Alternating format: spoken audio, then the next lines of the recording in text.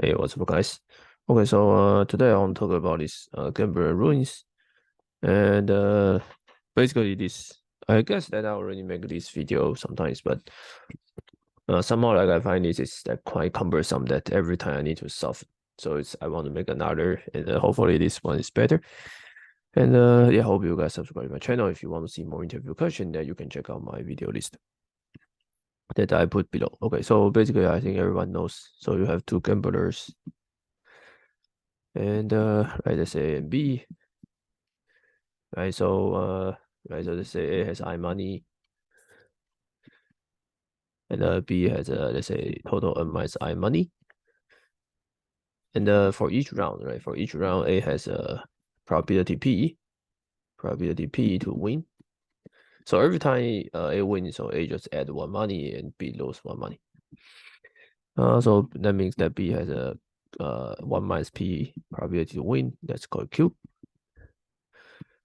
Q. Okay, and our goal is to the end. So the game finish. The game finishes. The game finishes.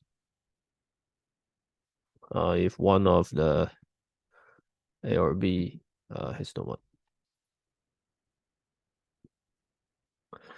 Okay, and so our goal is to find the probability of A wins. Okay, so yeah. Okay, so this type of problem, right? So there is a special case that the P equals to 1 minus P, P is half. So that one we have another way to solve it. But for this one, that's solve general. Okay, so right, so the trick is just singular first step, right? So you can imagine that this is 0, this is n, and I, right? So this is 8, and so this 0 and n are absorbing state. So here's absorbing. So you can imagine that this is basically a random walk with probability Q and probability P. And you ask what's the probability that it touch 0. Okay, so it is stuck at 0. So probably you ask what's probability A wins, basically the probability that A is absorbed by N. Okay. Okay, so standard solution is that the way to solve it is that I define this as PI. So PI is defined to be the probability of A wins at I, but this is the same as the probability that A absorbed by N.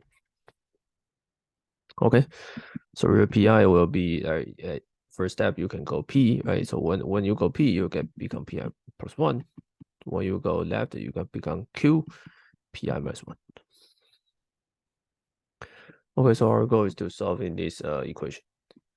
And in order to solve it, there are many ways to solve it.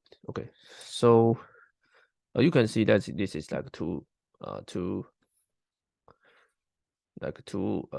so right, you can write pi plus 1 to be the function of pi and pi minus 1. So you can imagine that this is similar to Fibonacci, so you can solve it by generating function.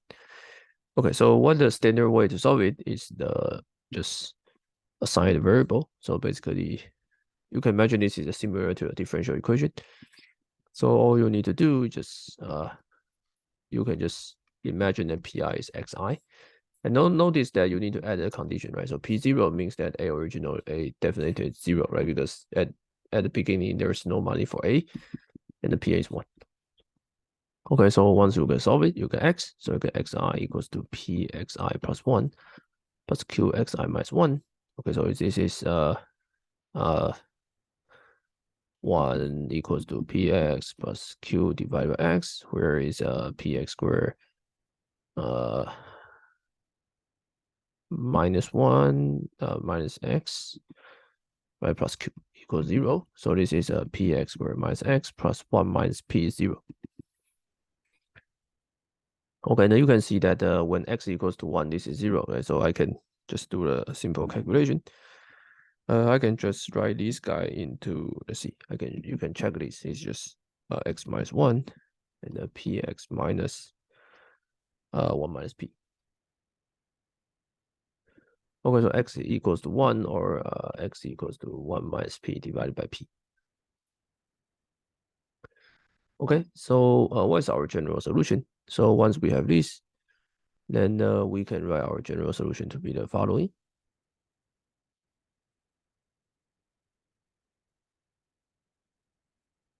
Okay, so we get our PI, right? So our PI will be x, right? So it's 1 to the I with some unknown coefficient A and then some unknown coefficient B such that 1 minus P PI. So this is A plus B Q divided by PI. Okay, so my PI is just A plus B Q divided by PI, but with P0 is 1. So P0 is 0 and the Pn is 1. And one can solve this. So solves A and B. And easy to prove is that sorry. So if P0 is 0, right, you can directly solve it. So it's very simple, right? So P0 is 0, give you like A should be negative B. Okay, and for Pn is 1, you can easily set a solution to be should be this. Okay, so it's obvious that when Pi equals 0, you get 1 minus 1 divided by something.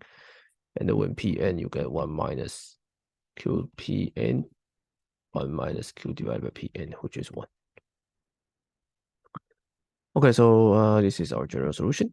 And you can see that, so the problem is that when Q equals to P, right, the two roots will be the same, right? So if you use the theory of differential equation, then you get stuck. But okay, so this is the general solution. So now let's consider a special case. Oh, so this one should only works for Q different from P. Okay, so when Q equals to P, then what should we do?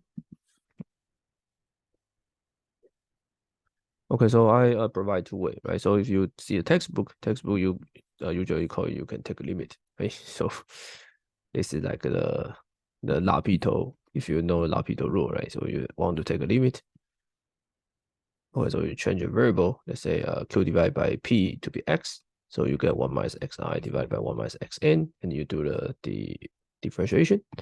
So this is 0 by 0, right? So use the L'Hopital rule.